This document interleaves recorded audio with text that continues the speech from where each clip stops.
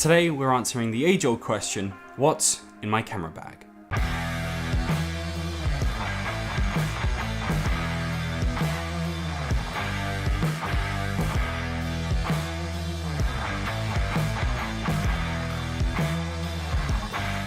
What's up guys, Cornelius Franklin here. On this YouTube channel we do videos about photography, cinematography, all that good stuff. So if you're new around here, consider hitting that subscribe button and make sure you've got the notification bell on so you never miss a video. And today we're going to be answering the age-old question, what's in my camera bag? And to answer that question, well, first of all, let's start off with what is my camera bag? So the camera backpack that I've been using for the last few years is this here f-stop Satori Mountain Series backpack. It is massive and has so many useful features. Places to mount tripods and stuff to the sides, places to mount stuff at the back. There's just webbing everywhere. It is so useful. So let's start off at the top and work our way down and go through some of the stuff which we have in here. So in the top compartment here, we have some headphones just to check your audio, because remember, audio is the most important thing. These here are just some cheap Sony ones. Just make sure that we are actually recording and it's kind of the right level. And then also in here we have the basic lens cleaning stuff. So I've got this here which has some different lens cleaning cloths in it. Yeah, keep your kit clean. And then this lens pen. Let's get that lens clean. Lens pens, best thing for doing them. Yeah, they work really well at getting rid of things like this snow here. And sorry about the noise, I got this thing in here. This is just so useful. It has a little brush at the end, at this end, which you can brush away the dust. And at this end here, it has something similar to a microfiber cloth, but it also has a slight chemical on there, which helps to absorb like grease from your fingers and stuff like that. Also in here, we have a little tiny Leatherman multi-tool. These things are just so useful for doing any kind of filming, any kind of film gear needs one of these. So moving down from the top to this second compartment here, this here is mainly used for getting the main ICU, internal camera unit, not intensive care unit, into the camera backpack. But in this webbing section here, I just keep a pair of gloves. These here are gloves by Sealskin. They're waterproof, they're just really useful. You can actually use your camera to keep yourself warm, dry. Yeah. Moving down into the actual camera unit. Now the camera unit is accessed through the back of the backpack, meaning when you've got it on, people can't actually open up your camera backpack and steal your camera gear. We've just got this massive camera unit. Currently all the camera kit is out of it. That's because it's over here, so I can bring it over and talk in a second. We actually have these two little compartments at the top here. In these here, and on this side here, I just keep different SD cards, stuff like that. Always spare media, always useful. So on this side here I keep ones which are about to be used, and then on this side here I keep ones which need to be used. And this one here I keep just basic cables. Sometimes audio gear is in here as well, so I'd keep the XLR cables and stuff like that for that. But at the moment it only has this one cable which is used to connect the Ronin S to the GH5. So now let's go on to the actual contents of the backpack.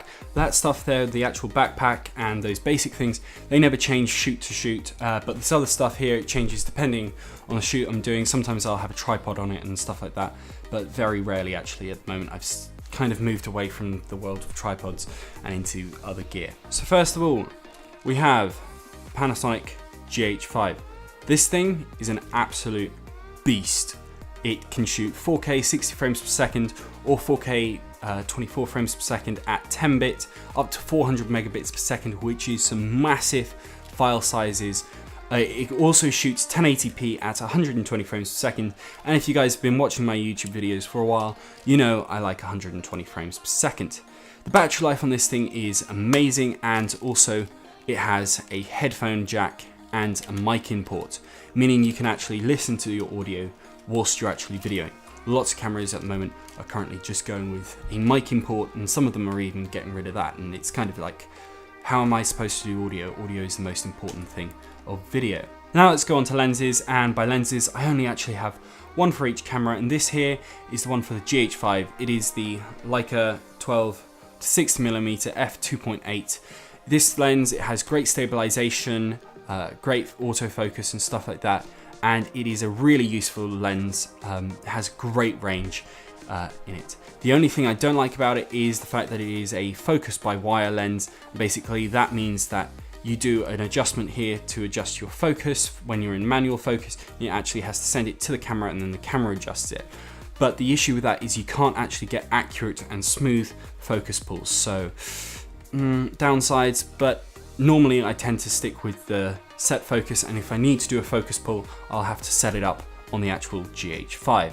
Now what we're going to do is we're actually going to change over to the GH5, because if you might have noticed, I'm currently using the Canon M50 and it's not so great for this sort of studio setup because it's quite kind of low light here. We've got clouds and everything going on. So let's go change over to this.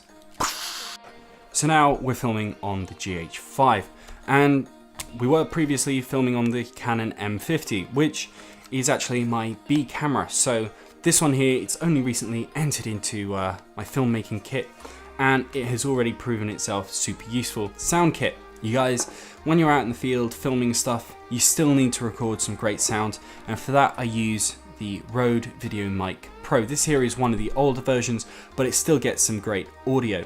And this here I just mount to the top of the camera, get that kind of scratch audio.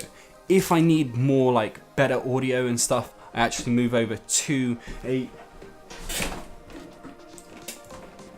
Zoom H4n, but I don't always have these in my camera kit, in my camera backpack, because they take up more space and you need to bring microphones and all that stuff. But if I need proper good talking head shots and stuff like that, great audio, I'll bring one of these.